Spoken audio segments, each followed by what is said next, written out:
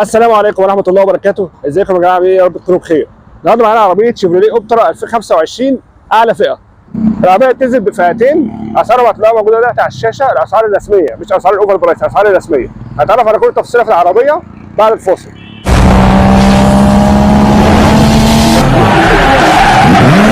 اول حاجه هنا بالنسبه لمنظومه الحركه، بتيجي الموتور 1500 سي سي تنفس طبيعي، 98 حصان، 143 نيوتن، مع فتيس متغير السرعات مستمر او السي في تي. هنا منظومه الحركه ما فيهاش كلام كتير، بس للاسف يا جماعه الكلام هنا على ان الموتور القوه بتاعته قليله شويه، 98 حصان مع كمان فتيس سي في تي. فالمنظومه دي لسه هتبان بقى مع تجارب القياده، هل منظومه يعني معتمده اعتماديه ولا منظومه برده مش هتمشي العربيه قوي. هنا برده حاجه حلوه، هنلاقي في بطانه في بطن الكبوت عشان تعزل الصوت والحراره اللي جايين من المحرك هنا عن باقي جسم العربيه، لكن طبعا هنا في مساعد واحد بس زي معظم العربيات العاديه او الصيني او الاقتصاديه. بص هنا برده مفيش هنا تصفيح اسفل المحرك ولا حاجه اهي، الارض باينه هنا اهي.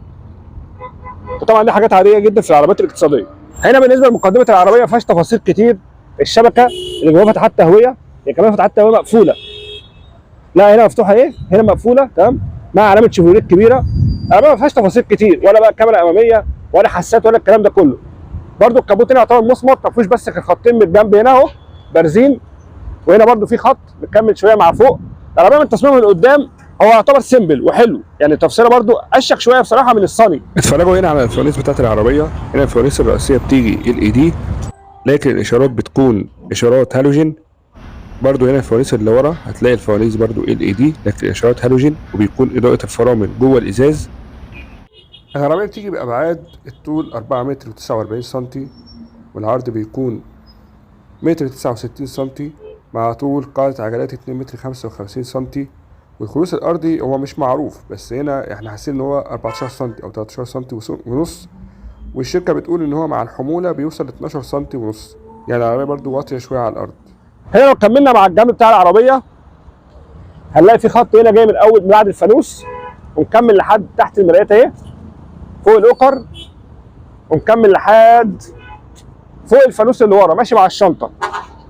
هنا برضو تحت في خط اهو تمام، من هنا لحد ماشي لحد الاخر تمام، مفيش هنا اقواس كاوتش ولا حاجه.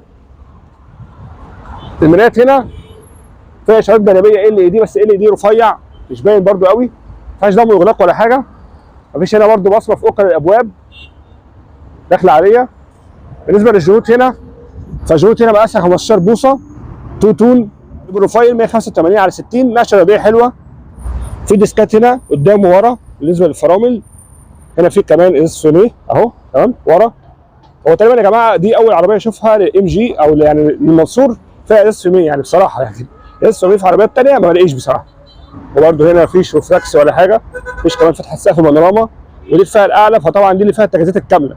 بالنسبه هنا لظهر العربيه، ظهر برده سيمبل، هنا في خط من الكروم تحت العلامه مع الفوانيس اللي على الجنب، الفوانيس هنا اللي على الجنبين، نص الفانوس على الشنطه والنص الثاني على الرفرف. هنا كمان في كاميرا خلفيه زي ما انتم شايفين، وفي كمان حساسات ركن خلفيه اهي مع وكس اضاءه. وهنا فتحات اكزوست، فتحتين بس فاضيين فيك يعني مش حقيقيين، منظر بس لا اكتر ولا اقل. ادي مفتاح العربيه اهو، مفتاح سيمبل، ادي فتح وهنا قفل، وهنا فتح باب الشنطه. الشنطه فتحت اهي. الشنطه هنا مساحتها كبيره تقريبا 429 لتر حاجه زي كده. برضه ايه هنظهر لكم مساحه الشنطه على الشاشه. هنا في الاستبل بتاع العربيه اصغر من الجونت العادي. مفيش اي تجهيزات هنا جوه الشنطه. هنا برضه في شيف التحميل، فاللي يجي يحمل حاجه جوه العربيه يبقى ياخد باله. لكن الظهر بتاع العربيه شكله شيك حلو، التصميم بتاعها حلو من ورا. هنا زاويه الدخول للعربيه واسعه زي ما انتم شايفين. في كمان هنا اهو العزل فوق، الباب من فوق، نكمل هنا اهو لحد تحت، بس هنا مش مكمل لحد حافه الباب من تحت، لا هو داخل لجوه. طبعا دي حاجه لازم تاخدوا بالكم منها. هنا برده ماتيريال اهو بلاستيك، حتى بلاستيك هنا برده، مع ان الحته دي ساعات بتيجي في عربيات متطعمه بالجلد، لكن مفيش. هنا برده بلاستيك اهو، يعني الباب ده كله يا جماعه كده يعتبر كله اهو بلاستيك في بلاستيك اهو، بلاستيك. هنا برده ايه مساحه التخزين ماشي. هنا حته بيضاء بلاك كده يعني ايه لطيفه مع الاوكر تمام. يعتبر ده كله كده بلاستيك في بلاستيك. هنا الفرش بيجي قماش. هنا المساحه بتاعت الرجلين لو طلعنا الكرسي ده قدام جامد هتبقى مساحه كويسه، يعني احنا الكرسي ده طالعينه قدام جامد، فحتى لو حد قاعد قدام لازم يكون برده قصير مش طويل قوي، لان لو طويل هيرجع الكرسي ده لورا، بس المساحات هنا معقوله، يعني لو رجع ده لورا شويه هيبقى مساحه مثلا 4 صوابع. برده مساحه الهيد روم او الراس برده مساحه ايه مش واطيه، حلوه كويسه. هنا في نفق في التسعه عالي اهو، مفيش هنا حاجه ورا، مفيش بس ايه يو اس بي طيب ايه مع مساحه تخزين صغيره. هنا التابلو بلاستيك اهو. هنا برضو يا جماعه الحاجات دي ممكن تبان بره الفيديو او تبان من الصور انها مش بلاستيك، لا دي بلاستيك يا جماعه، بلاستيك. ده برضو بلاستيك اهو، درج التابلو، درج التابلو كبير بصراحه، ده مساحه كويسه. هنا فتحات التكييف اهي اللي هنا، وبرضو هنا فتحات التكييف اهي برضو مكمله مع هنا. هنا اختصارات اهي للتكييف، تمام ماشي، مع مساحه تخزين، مع وسط الفتيس السي في تي.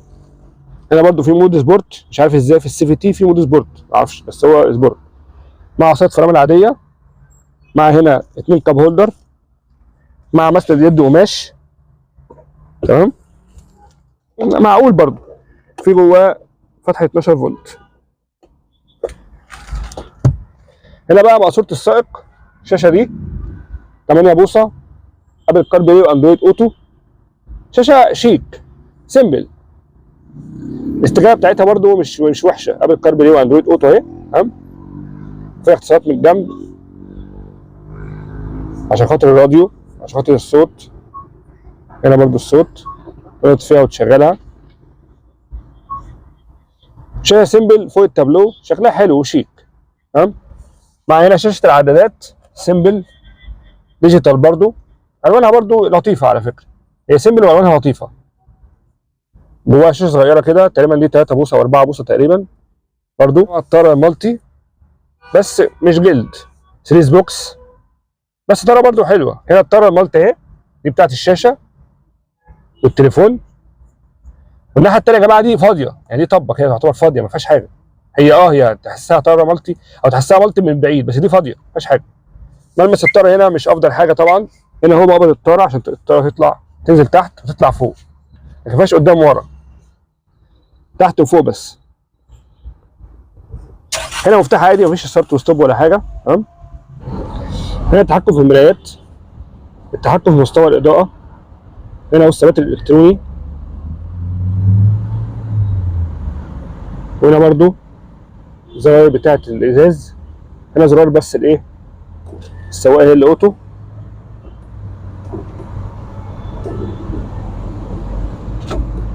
اهو، اما الباقي كله ازاز عادي مش اوتو.